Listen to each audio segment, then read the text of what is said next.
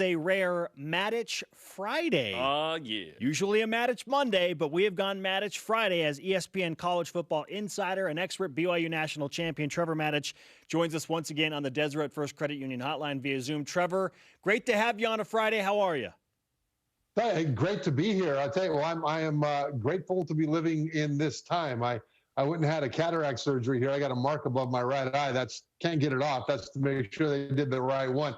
It's weird, though. It wasn't that long ago that people used to die at the age of 27 from an abscessed tooth. Now, if your eye's a little fuzzy, they give you a new cornea, or a lens or whatever they did. So, it's crazy to live in this time, and I'm very grateful for that. But that's why my eyes look a little weird. Indeed. Well, no, I didn't think your eyes looked weird at all. But it's not HD with Zoom anymore, so that's good. We're glad that your corneas are correct, because now you have the great eyesight to watch actual college football this weekend, including BYU on Monday. It's hard for us to believe that this is actually happening. Where do you stand mentally on college football kicking off at the FBS level this weekend? I'm extremely hopeful, Spencer. I'm hopeful, but I'm afraid to go all in because there are games scheduled for September, but it may still all fall apart if teams can't keep the virus out of their programs, out of their ecosystem. So I'm hoping, fingers crossed, and praying that everybody will stay healthy and we can continue this season.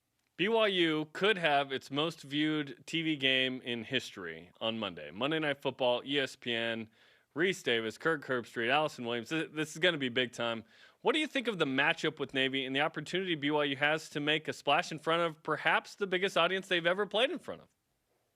Yeah, this is absolutely a phenomenal opportunity for BYU, and it's a great replacement for what would have been a phenomenal opportunity to get Michigan State at altitude in Provo. I think it's a fun matchup, but one thing you mentioned, Jerem, I think is really important, and that is the exposure that this gives the BYU program for playing on a Monday night. I mean, since they've gone independent, only USC and Stanford in the West have more national games than BYU does.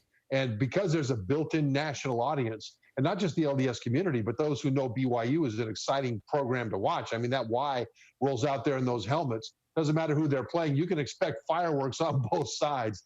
Because of that, I think they're a natural draw. And I think it'll be a great opportunity to show the nation what they're all about. Trevor, what do you think of the matchup with Navy after the midshipmen lose Malcolm Perry, who was an all-world quarterback and ran for over 2,000 yards?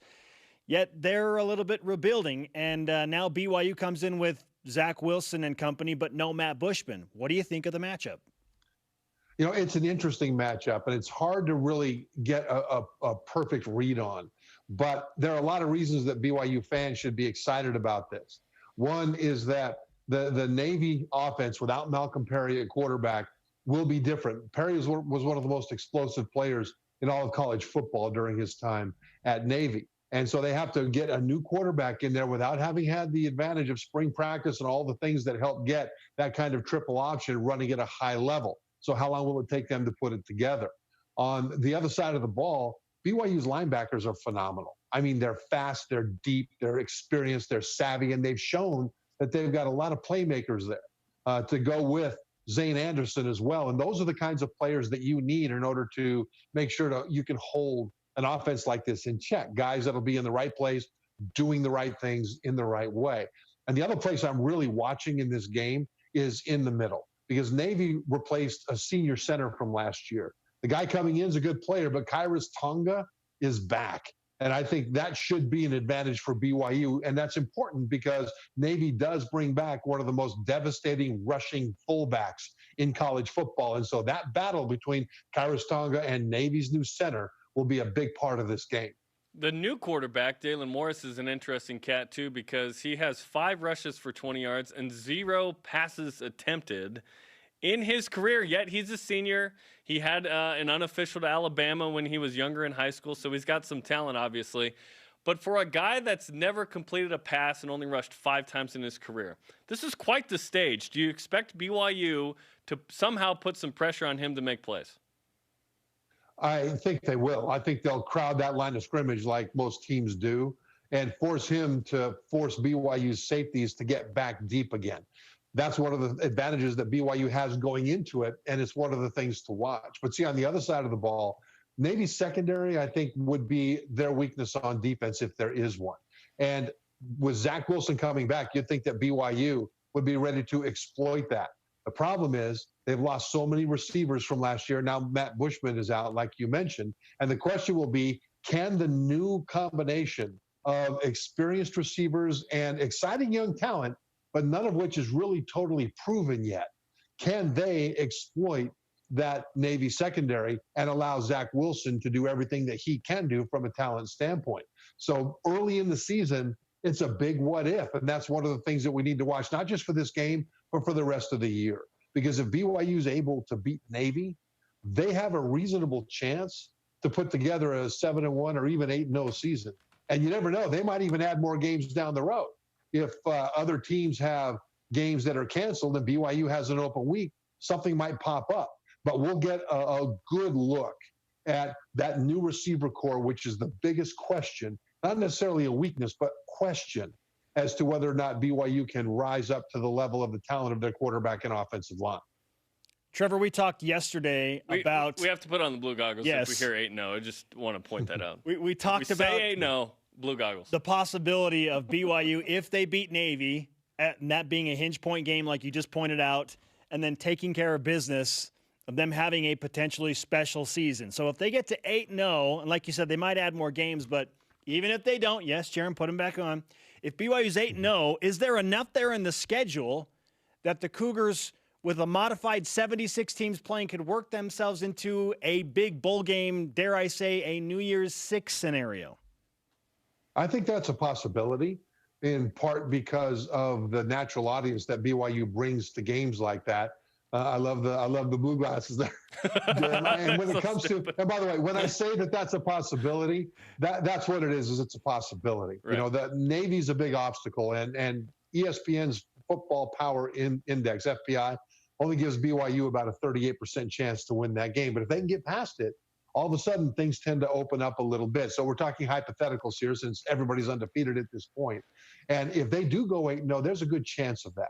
Part of the reason is because with the ACC, SEC, and Big 12 playing the schedules that they will play, especially the SEC, there might be more losses there. Normally, the SEC runner-up has usually one loss, sometimes two, usually one. You might have 2 to 3 losses for the next best team in the SEC because they've gone from 8 conference games to 10 conference games. They've built in conference losses because of that.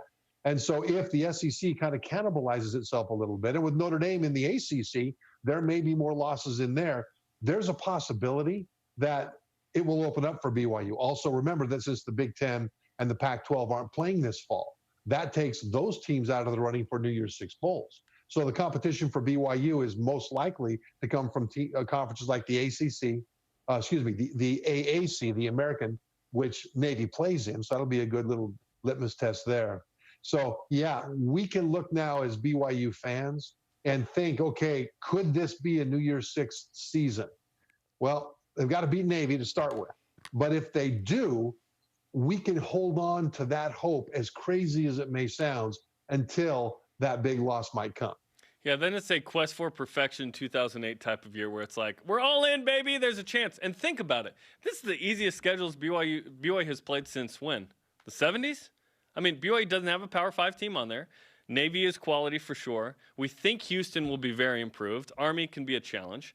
Western Kentucky's sneaky, right? But, like, BYU could win every game. BYU could win every game. So, Trevor, we're talking about a team and a program that has won 4, 7, and 7 the last year. Those two ideas do not mesh. So what is it about this BYU team that makes you feel like there's a possibility at all?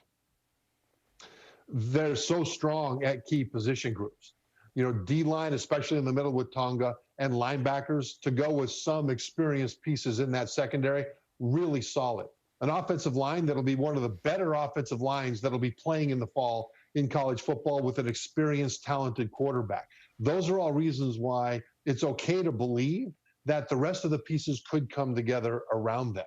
But to take off the blue glasses, think of it this way.